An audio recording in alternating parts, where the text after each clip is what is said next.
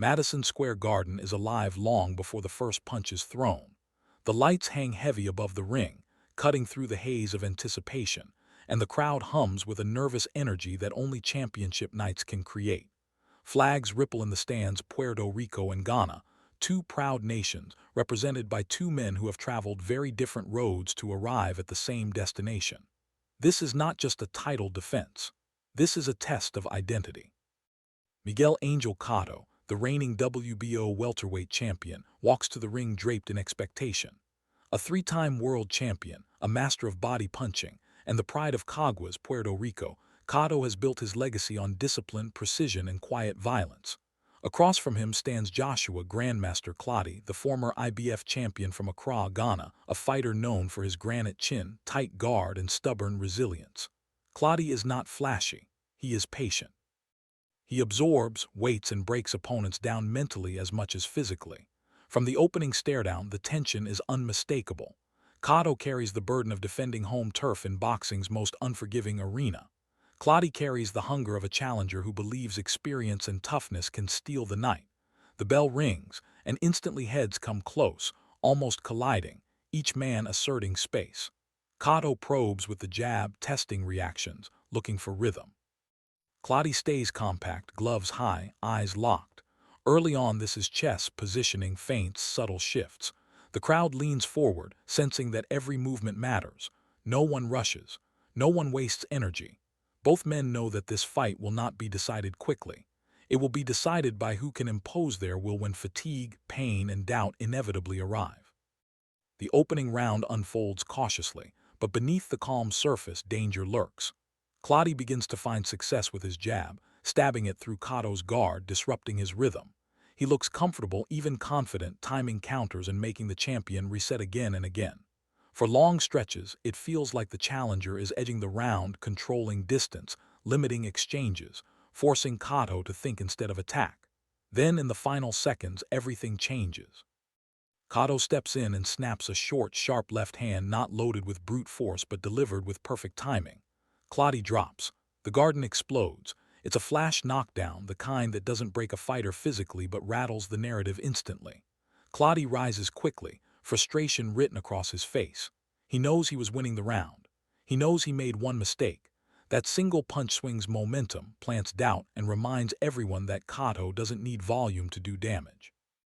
As the fight moves into the second and third rounds, adjustments begin. Clottey responds intelligently, doubling the jab, following with straight right hands, targeting the space between Cotto's elbows. He fights smart, disciplined, and patient. Cotto answers by going to the body, digging hooks downstairs, trying to slow the challenger's legs and sap his strength. Neither man is reckless. Both are measuring risk. But a new factor enters the story: blood. A cut opens on Cotto's face, crimson beginning to trail down the left side. Instantly, the fight changes tone. Every exchange now carries extra tension. Clottey notices it. The crowd notices it. The champion feels it. The cut becomes a target, a psychological weapon. The battle is no longer just about punches landed. It's about whether Cotto can remain composed as the fight turns brutal. As rounds pass, the cut transforms the contest into exactly the kind of fight everyone expected: gritty, unforgiving, and relentless. Cotto's corner works frantically between rounds, controlling the damage, buying their fighter precious minutes of clarity. Inside the ring, Clottey presses forward with renewed purpose.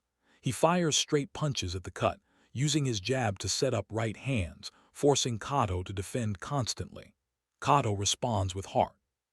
He plants his feet and unleashes vicious body shots, ripping hooks into Clottey's midsection, reminding the challenger that pressure cuts both ways. Then chaos erupts. A shove sends Clottey off balance. He goes down awkwardly, clutching his knee. The referee stops the action. The arena falls silent. This moment threatens to define the fight in controversy.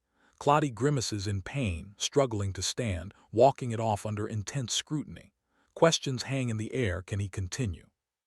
If he can't, how will this fight be remembered? But Clottey refuses to surrender. He rises, battered but proud, and the fight resumes. The courage on display ignites the crowd. What follows is pure warfare. Both men trade in close quarters, neither willing to give ground. Cotto fights in explosive bursts, landing combinations, then backing away. Clottey answers with straight shots, refusing to fold. The blood continues to flow. The pain deepens, yet neither man blinks. Momentum swings violently from round to round.